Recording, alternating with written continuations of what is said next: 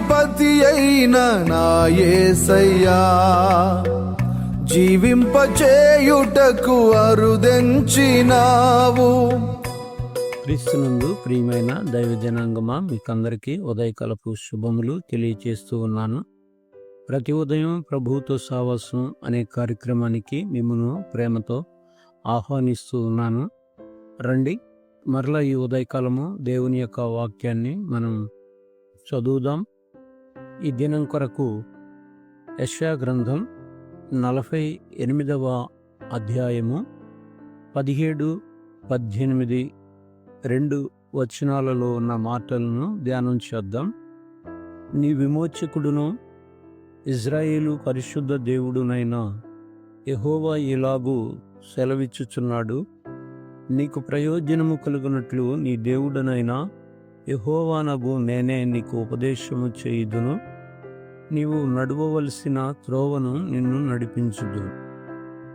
18వ వచనం, నీవు నా ఆజ్ఞలను ఆలకింపవలనని నేనెంతో కోరుచున్నాను. ఆలకించిన ఎడల నీ క్షేమము నది వలెను, నీ నీతి సముద్ర తరంగముల వలెను ఉండును అని భక్తుడైన యెషయా గారి ద్వారా రాయబడిన మాట. మనందరి జీవితాల్లో ప్రతి ఒక్కరూ కోరుకునేది ఏంటి అంటే క్షేమం ఉండాలి, అదేవిధంగా మన యొక్క జీవితంలో నీతిగా బ్రతకాలి అని కోరుకుంటాం. అంతవరకు మంచిదే. అయితే మన జీవితాల్లో క్షేమము, నీతి రావాలి అంటే ఇక్కడున్న మాట ప్రకారము మనము ఒక 3 పనులు చేయాలి. అయితే దానికంటే ముందుగా మీకు ఈ విషయం చెప్పాలి.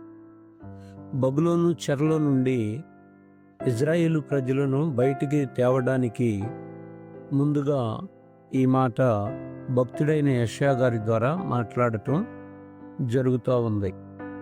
అయితే ఆయన చెబుతూ ఉన్న మాట, నీ విమోచకుడు ఇజ్రాయేలు పరిశుద్ధ దేవుడునైనా యెహోవా ఇలాగా మాట్లాడుతూ ఉన్నాడు.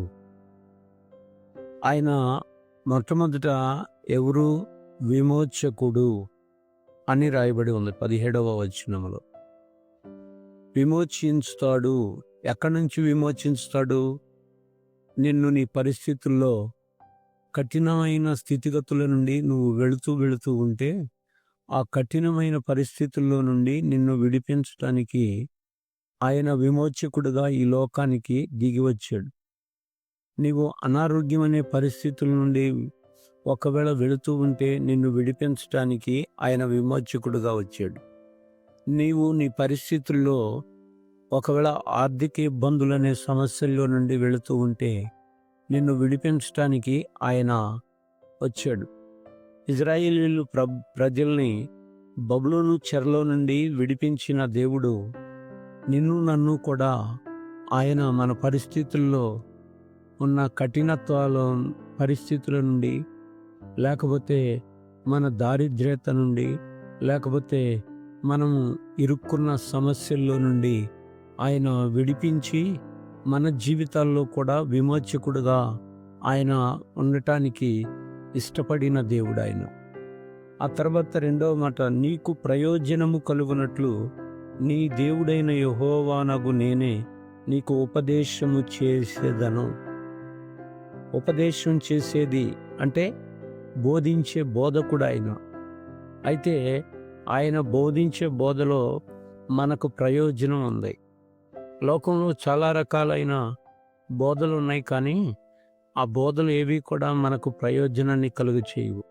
మనకి ప్రయోజనాన్ని ఇవ్వగలిగింది దేవుని యొక్క ఉపదేశం మాత్రమే, దేవుని యొక్క ఆజ్ఞలు మాత్రమే, దేవుని యొక్క కట్టడలు మాత్రమే. దేవుని యొక్క సన్నిధికి వచ్చిన మనము ఆయన ఉపదేశాన్ని జాగ్రత్తగా మనం గనక ఆలకించినప్పుడు ఆయన మనకు ప్రయోజనము కలుగజేస్తాడు. లోకంలో మనము ఏదైనా ఒక పండును కొని తినేటప్పుడు దాని ప్రయోజనాన్ని ఆశించుతాం. అట్లానే మన జీవితంలో కూడా మన యొక్క హృదయపు అంతరంగంలో ఎలాంటి కల్మషం ఉండకుండా ఉండాలి అంటే దేవుని ఉపదేశం అనేది హృదయంలోనికి వెళితేనే మన జీవితంలో మనకి ప్రయోజనము కలుగుతుంది. అటు తర్వాత మూడవ సంగతి ఏమన్నాడు? నీవు నడవవలసిన త్రోవను నిన్ను నడిపించుదును.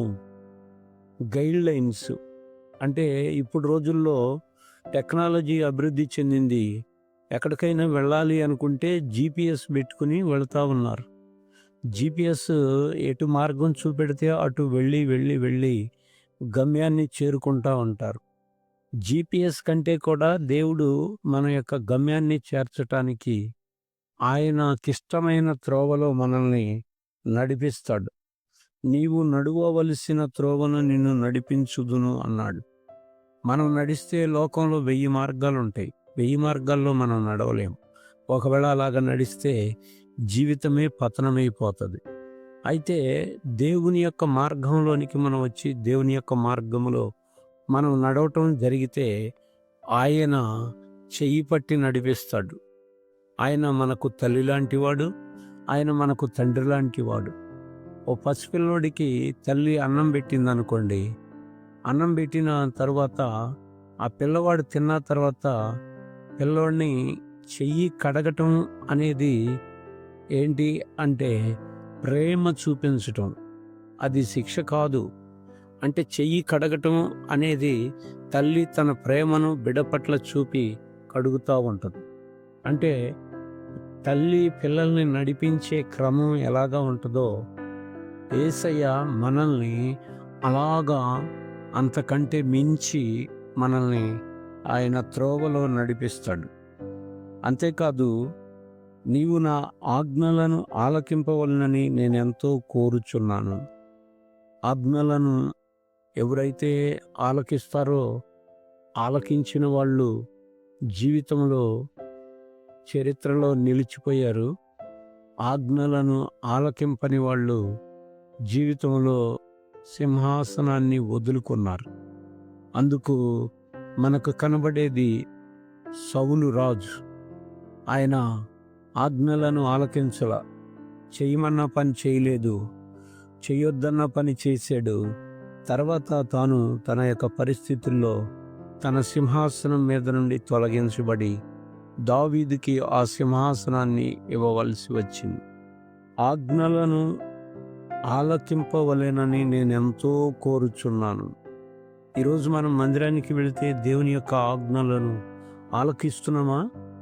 మందిరంలో దేవుని యొక్క ఆజ్ఞలకు తప్ప వేరే వాటికి విలువివ్వకూడదు. మందిరంలో ఆజ్ఞలను ఆలకిస్తూ ఉంటే మన జీవితంలో జరిగే 2 మేళ్ళు ఏంటి అంటే, ఒకటి క్షేమము నదివలే నీకు క్షేమం ఉండాలి. అయితే ఆ క్షేమం ఎలా ఉండాలి అంటే చెరువులాగా ఉండకూడదు, నదిలాగా ఉండాలి. చెరువును చూసినప్పుడు ఆ నీళ్లు అటు ఇటు కదలవు, ఎల్లప్పుడూ చెరువులో ఉంటాయి. కొద్ది రోజులు ఉన్న తర్వాత ఆ యొక్క నీళ్లు నిలవన్న నీళ్లుగా మట్టి అవి మురికి నీళ్లుగా మారిపోతాయి. అదే నదిలో నీళ్ళు అలా ఉండవు.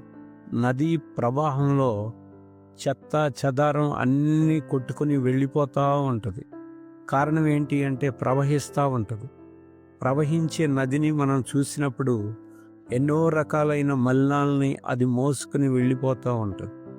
కనుక మన క్షేమము అనేది నదిలాగా ఉండాలి అంటే మన జీవితంలో ఉన్న ప్రతి చెత్త చెదారాన్ని దేవుని దగ్గర పెట్టినప్పుడు ఆయన మోసి మన జీవితంలో క్షేమము నది వలె ప్రవహింపజేస్తాడు.